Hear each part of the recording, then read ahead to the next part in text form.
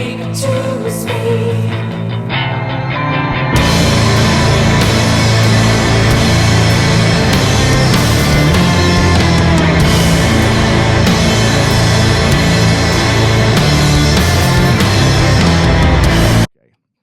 Welcome back, everybody, to another episode of AFTERSHOCKS TV, where we feature some of the best underground and independent heavy rock and metal artists across the globe.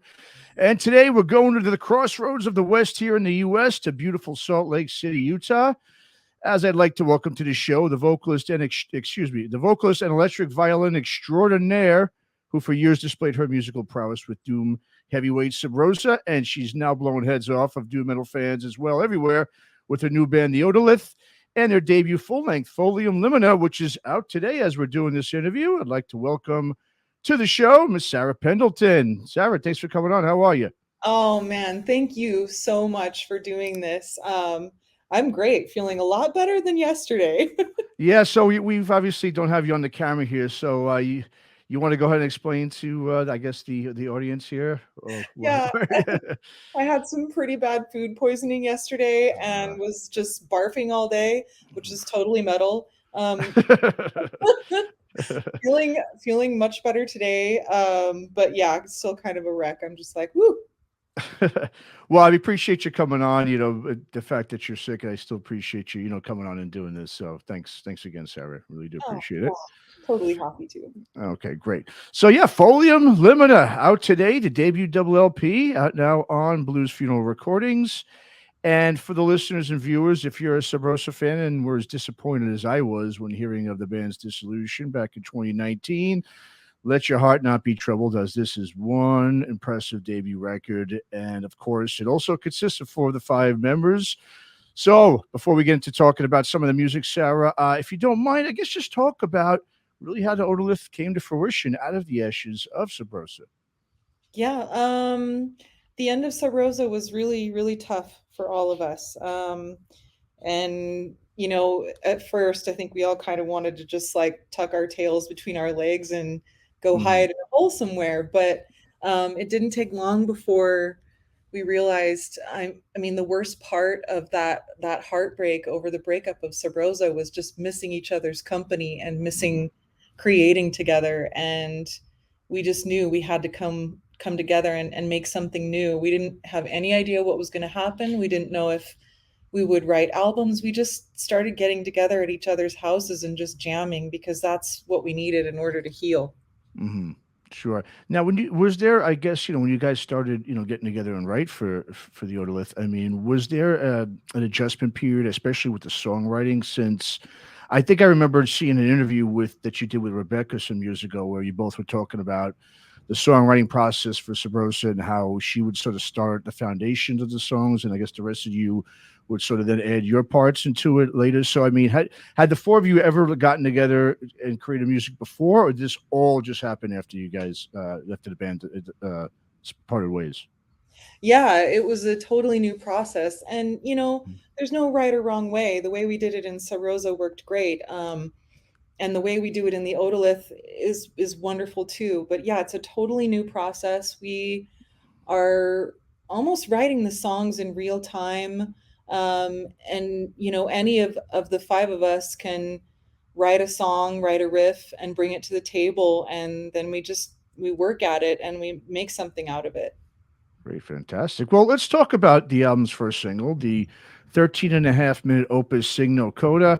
Stellar mix, really, of those sludgy doom riffs, obviously, that you guys were known for with SUBROSA, but it's also topped off now with those sultry sounds that emanate from both yourself and your tag team violin partner there, Kim. And this track, I just love this track. And I did read an interview that you did that lyrically it sort of revolves, I think, around sort of a lot of the disconnect with personal relationships due to the world being on lockdown for a couple of years there. So why don't you go ahead, Sarah, and just talk a little bit more about Sing No Coda and how the lyrics pertain to what you were, I guess, going through at the time you wrote it. Yeah, I mean, it's strange because it was such a painful time for all of us, but it's one of the only things from my lifetime that I can think of that unites the entire planet in one experience.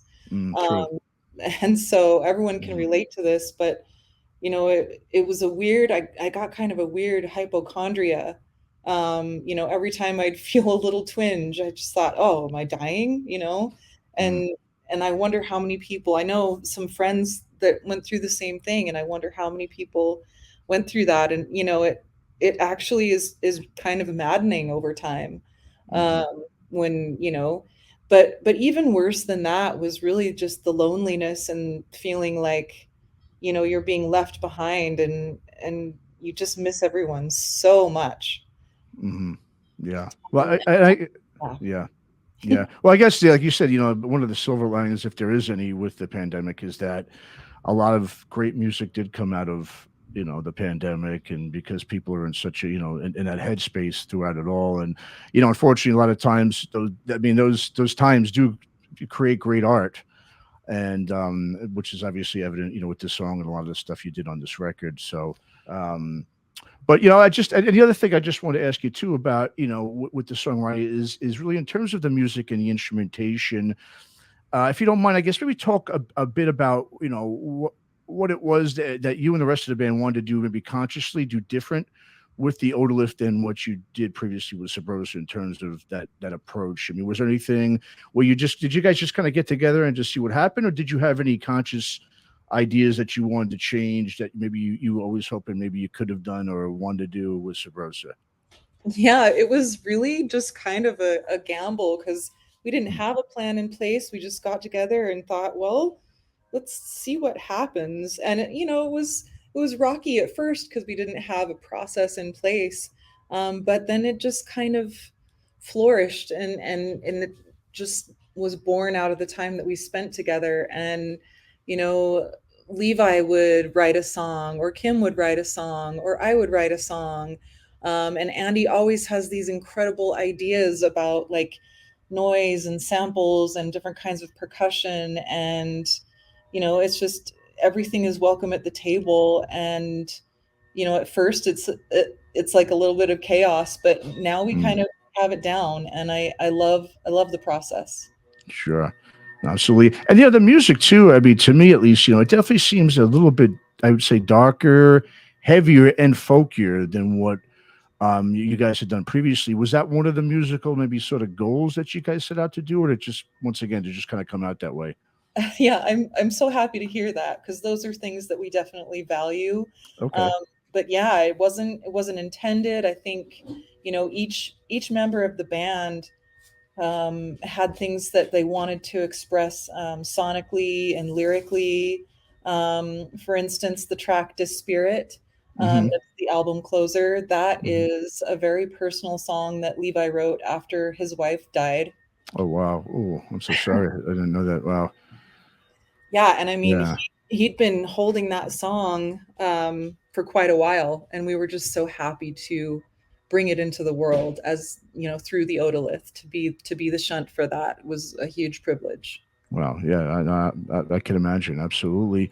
Well, now, I mean, obviously, listening to that song now, it's going to have a different, just thinking of that, it'll obviously have a bit more, I guess, context or feel to it. Just knowing that that's where it came from, and that's, I think that's really, noble of them to share that experience too with the listeners. I think that's, I think a lot of listeners will enjoy that a lot. Absolutely. So now vocally, Sarah, I mean, you're in the lead now. Obviously, instead of doing backing vocals like you did previously, and there's also a massive difference, obviously, between, in my opinion, your style approach and what Rebecca's was. Where I felt she came maybe from more of to me, it sounded more like a punk sort of alternative angle, which is obviously a lot different from your style and approach, which is really more of that sort of melodic, avant-garde and new age feel to me, and it has those harmonies, and it just seems a little bit more melodic in nature with the Otolith. I mean, was there ever moments, I guess, between either yourself or the other members when you were in Subrosa where you couldn't really help but wonder, maybe what your music would sound like if maybe you were doing the lead vocals and maybe not Rebecca? Did that ever occur to you guys when you were in the previous band? No, because in Sub Rosa, I mean, Rebecca's voice was just perfect for what we were Mm, doing, you know, and mm, it really, really worked. But when we started this band, you know, we had to work with what we have, which is my voice and Kim's voice. And I cannot tell you how much I love harmonizing with her because the vocal parts that she writes and, you know, the lyrics that she contributes are so beautiful. And, you know, I'm in a lower register and she's in a higher register. So it just is, it's perfect. And Mhm. yeah, to have her as my vocal partner is amazing. And, you know, my favorite song on the record is the second track on the record, Andromeda's Wing. I just love that really main part of the song. It just has a real dark, sort of harrowing feel to it. And I just, you know, I love how the song starts off too with I think it's Levi's his harsh vocals that come in, and it's just a track that really just you get sucked into right away and just ride for that whole, you know, 9-10 minutes there. Talk about that song and what that represents and really how that all came together. Oh yeah. I mean, I want to say Levi is he's always so self-deprecating and, you know, he shies away from compliments and praise, but his growl vocals are Uh, just so awesome. powerful. They Yeah. just blow our shit away. It's amazing. Mhm. Can I say shit? Yeah, you did. You can say yeah. Oh yeah, absolutely. Say whatever you want. Oh yeah, yeah. Yeah, but that song, you know, instrumentally, musically, we were writing it for a while, and then I started to realize how well the lyrical theme is from some recurring dreams that I have. Okay. And I started to realize, like, oh man, this would really fit with this song. And so basically, I mean, the song is about a sleepwalker who she is walking through the countryside at night while sleeping. She's passing by, you know, animals that seem to be watching her, and she's drawn to a natural spring where she hangs out with some aliens, and they talk about how we can maybe save the planet.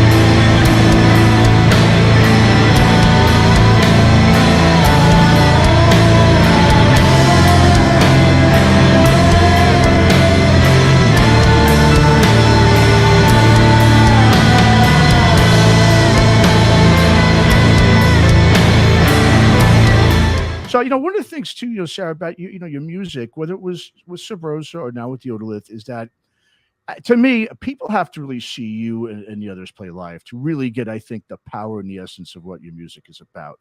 You know, this to me, this type of you know music is meant for a live setting, or at least on a vinyl. You know, I mean, you have to have that vinyl. And I encourage all our viewers there to go pick up the vinyl of this record. It's you're really going to get the real experience. So, I mean, for you guys as a band, I mean, how difficult, or I should say, maybe challenging, is it to capture what you sound like live and really get that, into onto a recording in the studio? Because I mean, I would think it had to be sort of an arduous process to really to get to the point where you're satisfied with what you're doing in the studio because this stuff is so amazing live.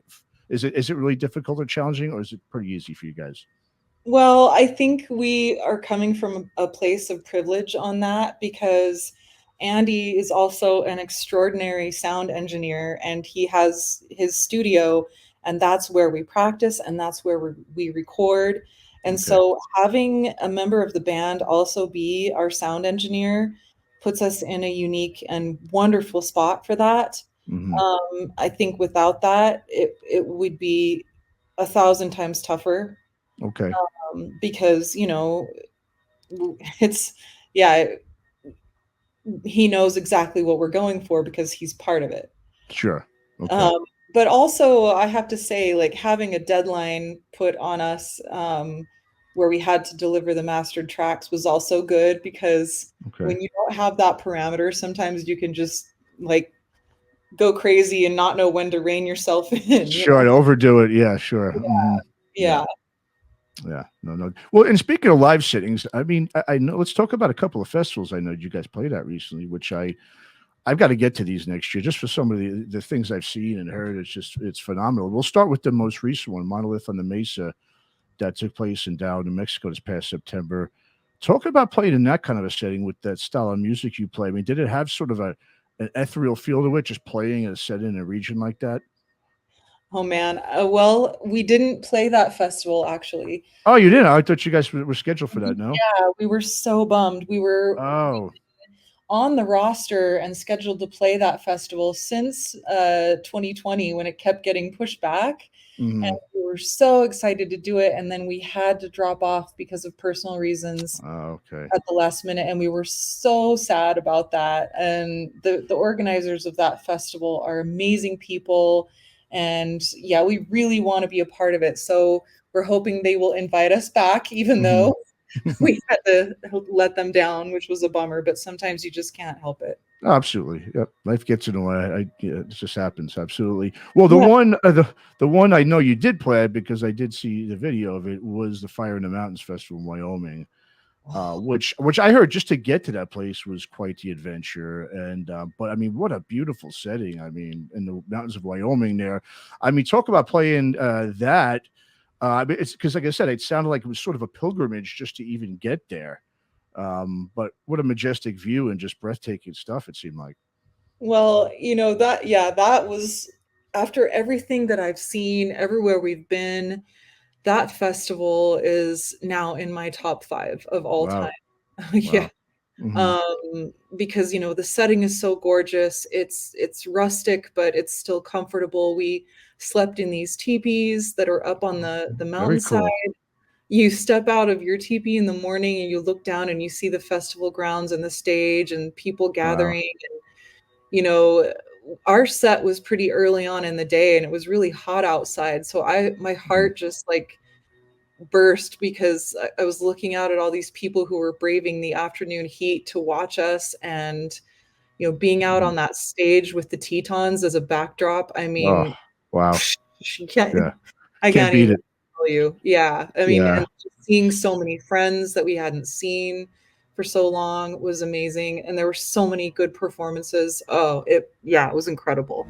Swept clean of us.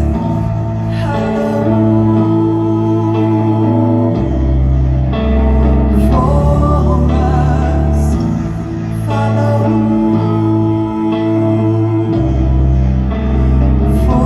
Forest crippled, clay canvas.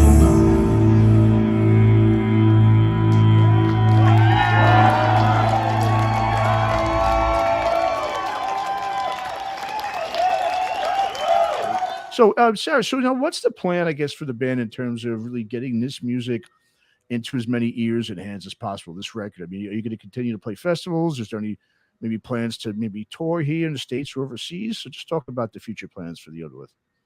Yeah, I mean, I just, want to give a shout out, first of all, to Blues Funeral, because Jad, he went out on a limb and kind of gambled on us. And, when you when you sign an unknown band, you never know what's going to happen. And without his help, we wouldn't be here. So he's done a phenomenal job of getting the music out there and helping us promote things. And it's just been an amazing experience. So, first of all, hell yeah. Mhm. Thank you. Thank you, Jad. Thank you, Uh, Jad. Maybe yeah. to the listeners too. Thank you, Jad. And as far as touring goes, we're grown-ups, which is Mhm. it's I awesome know. and also difficult, and we have, Mhm. kiddos and Sure. mortgages and jobs and all that. So we're not going to be doing a ton of long tours, but we're Mhm. definitely aiming for the moon, as far as like we'd love to do Roadburn and Hellfest and Arctangent, and Awesome. I mean, I could go on there, all those amazing festivals. And who knows, we'll be looking out for some good tours, and hopefully being able to support some great bands in the next little while. Fantastic. Well, I can't wait to see that. Hopefully, you'll come out this way and into California so we can check you out. But for everyone else out there, if they can't check you out, definitely go grab a copy of this eclectic debut release by the OTOLITH titled Folium Limina, out now on Blues Funeral Recordings. And Sarah, where should we send the viewers and listeners to go buy a copy of the record, as well as just to keep up with the band in general with show dates and all that good stuff? Yeah, so you can follow us on Instagram, the Otolith Band, or you can go to our Bandcamp, or you can go to bluesfuneral.com, and you'll be able to. We have some merch, and then of course the album available. So yeah, we'd love to hear from you and make things happen. Fantastic. Well, once again, the band is the Otolith. Folium Limina is the record. And Sarah, thanks for coming on Aftershocks, and good luck with the record and everything else that's going on with the band in the future. Thank you so much, Matt. This was really awesome.